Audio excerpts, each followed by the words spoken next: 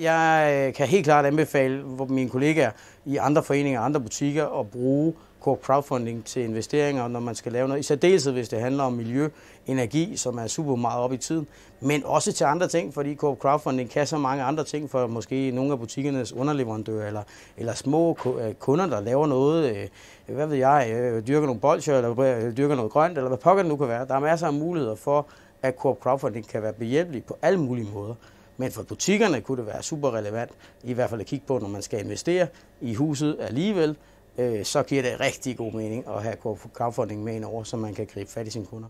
Coop Crowdfunding har jo leveret en fornem pakke og køreplan for, hvordan vi skulle takle det her på kommunikationen, men i særdeleshed også op til og også efterfølgende, hvordan pokker gør vi tingene. Og det her synes jeg har været utrolig professionelt grebet an. Det er jo rigtig, rigtig dejligt at arbejde med nogen, der bare har styr på, hvordan sådan nogle ting skal fungere.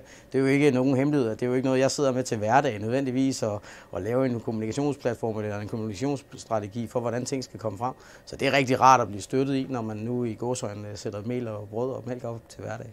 Så det er rigtig, rigtig fint. Det har været super lækkert. Det er væsentligt lettere, end man nok går og tror, at få sådan et projekt sat i søen. Det er det. Så jeg kan kun sige, hvis man har de tanker, og hvis man går med et projekt derude, se og få pokker og få hørt på crowdfunding andet, hvad der kan lade sig gøre.